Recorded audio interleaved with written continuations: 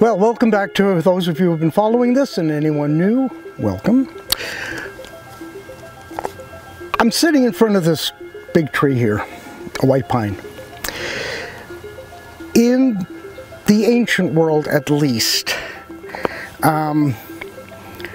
trees were symbolically, and in some senses, literally, what was called the Axis Mundi, meaning the center of the world.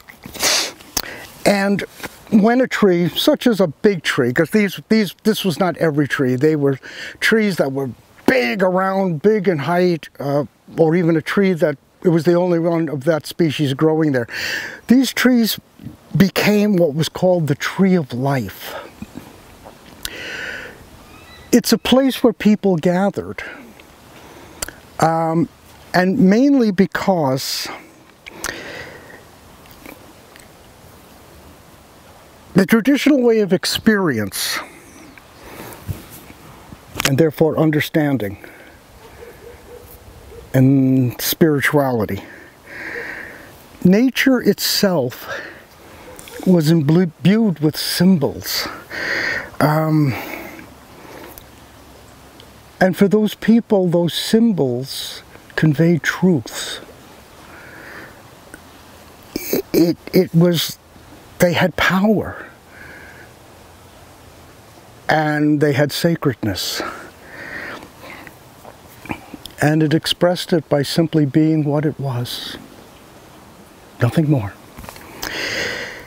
And how that came about, and we see it every year, throughout the year, but very few people take notice of it.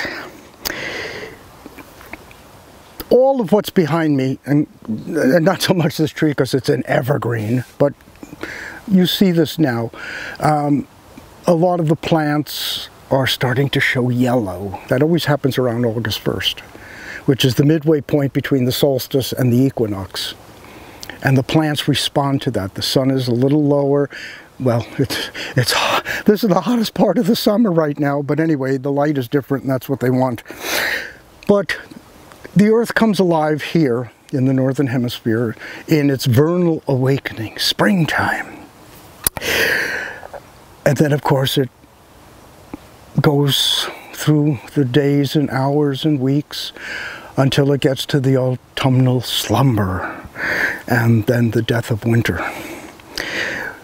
And then next spring it blossoms forth again in fruit, in life. And, you know, the people not only picked the fruit, but they noticed this cycle that was going on with birth and death and work and sleep. It kind of mimicked what they were doing. We're entering into a quietude right now. All the plants have done their summer work. They do it in 6 or 8 weeks. And like I say, by August 1st, they start turning yellow. They're not doing photosynthesis. The sugar that they've created is going down into the root system here, and it becomes starch. They use that during the winter to stay alive. The tree symbolized, because it doesn't do it that much anymore, it symbolized the order of life, from birth to death, from youth to maturity, to take your place in society. And they used the seasons and the plants and the animals as, again, I look now and I say, oh, it's around August 1st, and I notice leaves are turning red, leaves are turning yellow. Their work is done. And the people in the ancient world, when they were living close to the earth, it was the same thing. You got to get it done. I mean, I remember haying in Ontario. The thing was, you make hay when the sun shines. And the thing is, if you don't have it, you're not eating over the winter, or at least your cows aren't, and then you're not eating them. All of this is rooted in the earth that I'm sitting upon. It's sustained by the earth that I'm sitting upon. And one day, all of this, like this rotting log and stuff next to me, it returns to the earth. It's not done for. All the energy that this tree has right now, someday will be soil, imbued with all of the life that's in this thing. Life here gives its life for something else that will live. And I don't know if you can hear this, but the eagle is crying over here.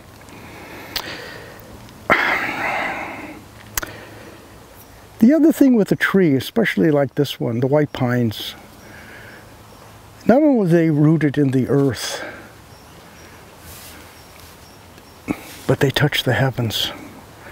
Now, in one sense, biologically, this tree like this and all the white pines, they're the canopy. They get the sun more than anybody else because they're bigger. That's the way it goes. Its branches receive the light, the rain, the wind, life. And this expressed what the natural condition for humanity was. You follow the earth and the life that was here before you, and you learn from it. The Mi'kmaq call this place Quemenaguk, Island of Pines. When you stand or sit at the foot of this tree, you feel very small as an individual. And even a human species, you walk through the woods on the island here, or any woods anywhere, I mean, everything towers over you. Whatever your, individual or species ego is telling you how wonderful you are, this forest here is telling you, you're not that much, don't worry about it. This tree here is somewhere between 250 and 300 years old. There's the eagle. And the thing is, if it is, and we haven't done a borer sample on it, but if it is, this tree could have been a seedling, or not a big tree, but a little tree, but certainly not like this. When the Acadians were here with Charles de Cham de Beaubears, I look at these trees here. This one is one of the bigger ones. I call them witness trees. Think of that. This tree experienced in its own way what was happening on this island thousands of years ago with the Mi'kmaq, 250 or so with the Acadians. Down the road path here, shipbuilding, and now us. This tree has seen a lot. I wish it could talk. I'd listen. Those eagles that you hear, they only build their nests in the white pines, and there are reasons. They're the tallest, and the eagle has a good view. It thinks it's the top dog here. It's the oldest, that's for sure. And the way I look at it, they're the wisest trees. These are the elders of the forest. The way we used to have elders that we respected and listened to, and we don't do that anymore. We just get new apps. I think back when I'm here to the Garden of Eden, as it's written in the Hebrew Bible in the Torah. We were given a choice between two trees. We were told not to eat anything. I always wondered why they were there if we couldn't touch them. But anyway, two trees. One would open our eyes to what is called the knowledge of good and evil, or basically experience. Experience how I feel within about me, experience of how I feel about the world around me. The other one would convey immortality, eternal life, divinity itself. Well, according to the Bible, we know what we chose. Listen to the news. But in fact, we live that choice every moment. We can seek all the experiences of the world and hopefully learn from them, as people did with the forests. Or we can, with the basis of this whole series is spirituality. The forest here, I look at, as I said in a number of episodes back, it was like a cathedral. To me, there's a greater sense of awe, wonder, sacredness, reverence here than I would find even in a church building filled with people. The tree, in that sense I talked about, is, renewal and regeneration. The tree symbolizes, through that, in a sense, a resurrection. This tree here, 250 to 300 years old, will die. It will turn into this stuff here that's rotting down. And somewhere in the future, all the energy or the soul that's in that tree, well, a little seed will fall down and its little root will tap into that energy source. I hope it's a white pine. There are a few on the ground already. And that'll be another tree that may grow for 250, 300, 400 years. That's the limit on these things.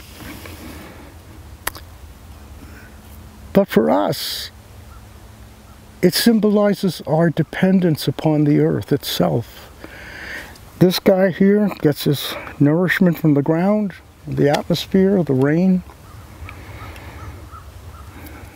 And when you come here, if you're really quiet, very still, you can experience the womb, the earth itself, that part of the earth that I call the womb, which gives everything here its life. I hope these videos that I've been doing in this series, if nothing else, they've given you something to think about our world, about ourselves, about your spirit. I hope they move you into thinking about the way we're living, the changes that are going to become necessary with climate change. And I hope what we're doing in the name of civilization and progress finds itself, well, up against the wall. And at that point, we have to make a choice, like back in the garden. Do we go on just endless experiences? Or do we realize that maybe there's more to this than we just perceive? And we're out of touch, out of sync, out of rhythm. And I'm hoping my grandchildren get back into that. I hope the time that you've spent with me has been worth it. And I thank you. Take care.